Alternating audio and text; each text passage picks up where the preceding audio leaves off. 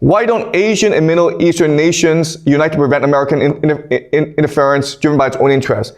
Okay. Yeah. Okay, another misconception is that the nation state, it is real. It is not real. It's just a made-up concept, okay? The idea of China, the idea of America, the idea of Russia, Iran, they're all made-up concepts. They don't exist. What these nation states are a collection of interests. Collection of elite interests. And all this means is that the people don't matter, okay? The people are a resource to be exploited by the elite. What matters is the elite. So the question then is, where are the elite, where are their allegiances? Where are their loyalties? Now, the fact of the matter is that in East Asia, in the Middle East, much of the elite have their family and have their wealth all stored in the Western world. So they're not loyal to the people. They are never loyal to the people. They're loyal to themselves, to their families, to their social network. And because all of their wealth and family is located overseas, they're loyal to overseas. So these elite in Asia and the Middle East, they are basically carpetbaggers, okay? And that's why we have this situation. And that's why, as things progress, nations that have very close relationships with the Western world, for example, the GCC, they are much likely to fall. They're much likely to collapse because these are very unstable countries. Whereas countries like Iran that have been isolated, ostracized by the West, are much more cohesive. Okay?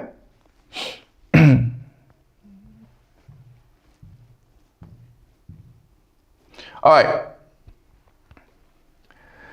Can the Strait of Hormuz be avoided by laying gaps pipe through Oman? No, that's not how these things work, okay? What Iran is doing is using the Strait of Hormuz to blockade the global economy, to disrupt the global economy. The Strait of Hormuz is the most convenient way of doing so. It is the least controversial, but if forced to, Iran can also destroy energy production in the GCC. It can destroy like pipelines. If a drone can attack a city, it can attack a pipeline as well.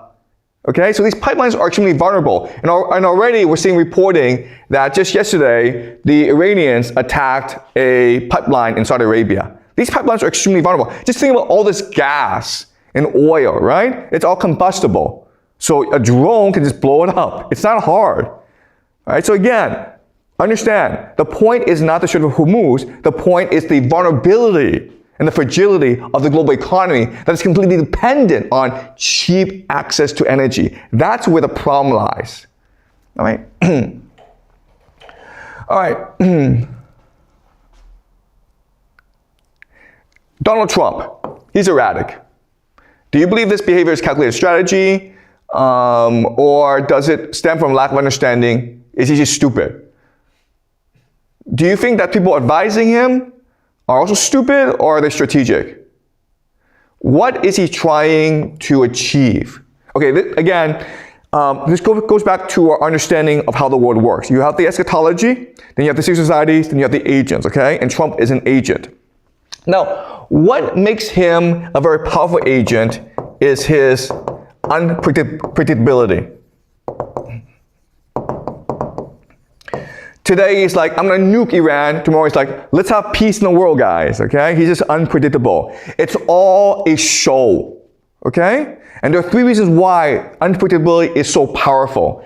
The first reason is that it's paralyzing. Paralyzing just means like, you don't know how to respond to him. Like, what do you do?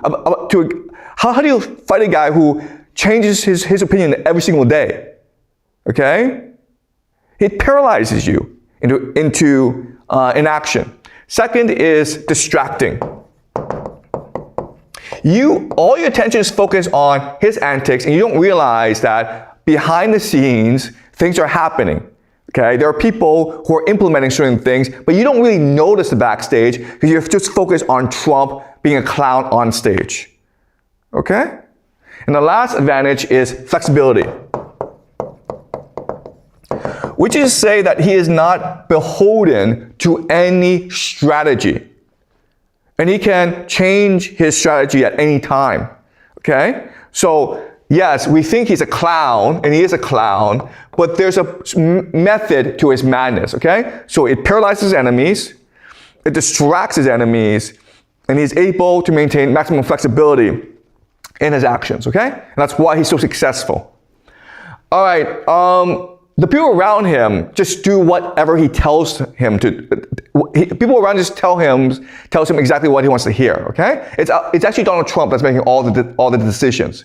And his ultimate purpose is to get his third term. All right? Because from his perspective, if he actually wants to implement his vision for America, he needs the third term. Okay? And again, his vision is a technate, where America becomes a fortress, abandons the world, and just trades with the world.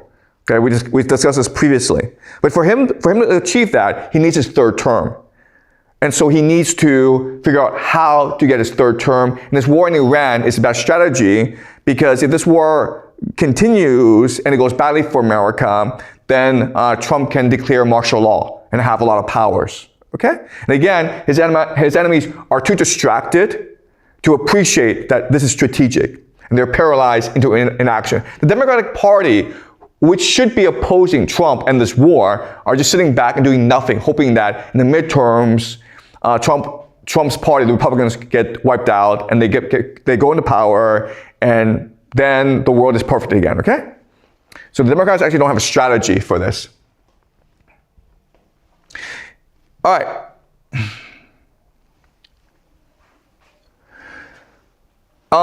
The GCC, the petrodollar collapses, okay? Let's pretend the petrodollar collapses.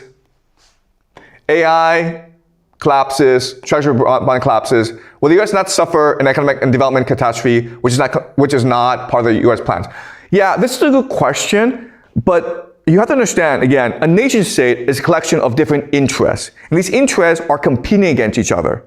Okay, so you have different interest groups. You have AI, you have finance, you have resources. Okay, and so what matters is the general direction of the country. So if the economy were to collapse, the main losers would be finance and AI, okay? But then what America can do, because it's so wealthy and its people are so energetic, is, well, let's just focus on building resources, okay? Oil, food, water, fertilizer. Let's just make this stuff and sell it to the world. Then the economy rebounds, okay? So this is actually a restructuring. Okay? Something we talked about before, where the purpose is not to destroy America, the purpose is to move power away from one elite to another elite, okay? This is basically a revolution in America.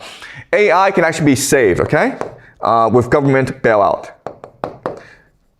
And that's what I imagine will happen, okay? AI and finance, the bubbles will burst, finance will be allowed to collapse, AI will be bailed out, because Trump is very close with these AI overlords like Peter Thiel and Sam Altman.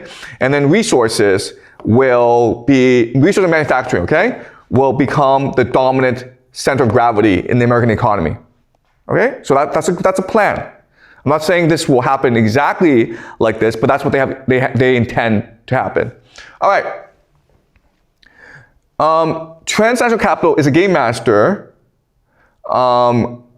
Transnational capital will then take its money elsewhere if the empire collapses. So transnational capital doesn't lose any power. And they can just bet on different horses, Japan, Israel, Germany. Okay, yeah, so in my analysis, I use abstract terms that are not accurate, but are useful for simplicity and clarity, okay? So you're right in that transnational capital also have competing interests. And just because the empire collapses doesn't mean that all the money goes to Israel. This money will spread out. And that's true, okay? But the point I'm trying to make is that, first of all, most of the money will go to Israel. Why? Because Israel provides the best short-term investment opportunities if you're a trillionaire, okay? But you're right in that other money will go to other places as well. But again, the best opportunity is Israel. So you will see the most growth in Israel. And that's why over time, more capital will shift towards Israel. That's how capital works. Okay? Yes, capital will allocate its resources. Capital will put its eggs in different baskets.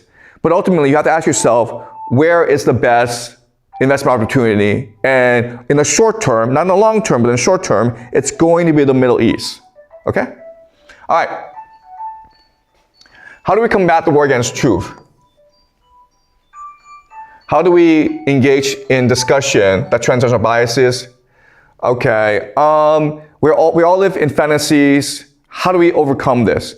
What techniques do you employ in your research? All right. Okay. So things that I do that I think are very important is, first of all, doubt.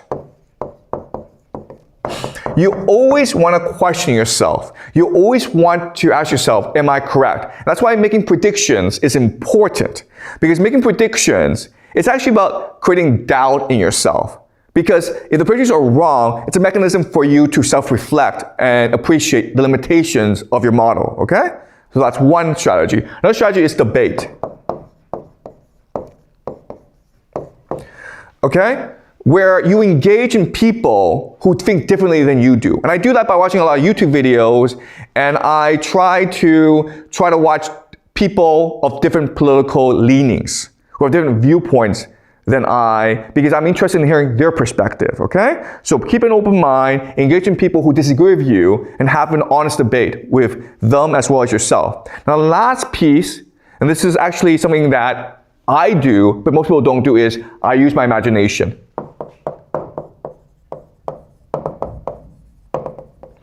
And all this means is I will go places, I will make certain assumptions that other people don't do, okay? That's why I think people find me so interesting, because I will say things that are imaginative, that are speculative, but which is not backed up by any evidence. Don't be afraid to do that, okay? If you want to seek the truth, you have to make some imaginative leaps, intuitive leaps into the unknown in order to find the truth, okay? The truth is not in front of you. The truth is often behind you or far away from you, okay? So you don't be afraid to just leap far, okay? Into the unknown. All right.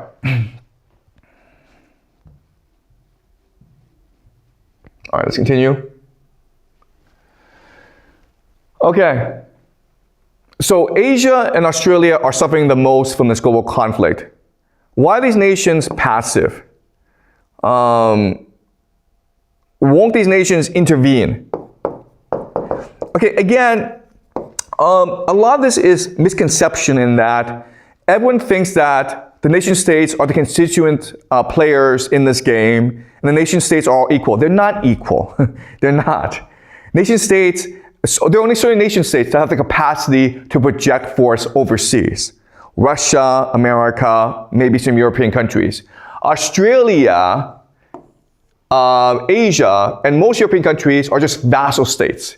They are not capable of playing this game. They're only capable of obeying. Okay? Maybe over time, they'll change the attitude and develop the capacity to play this game. But you have to remember that, like the GCC, a lot of these European countries, Japan, South Korea, Malaysia, Indonesia, Philippines, they're all co-opted by the CIA. Okay? These are all American vassal states. And so they're not capable of acting independently of American policy. There's the illusion that they are independent, but they're not. Okay? And you can tell because of their actions. In that, you're absolutely right in that, okay, if you're Australia and you don't have any more jet fuel, well, then you should send your army or negotiate with Americans or negotiate with Iranians. But they're not doing that, okay? Japan is, in fact, negotiating with Iran, but Japan is still a vassal state of America. Pakistan is the mediator for this ceasefire talk between America and Iran, but guess what? Pakistan is also just another vassal state, okay? They pretend not to be, but but by their actions, you know that they are in fact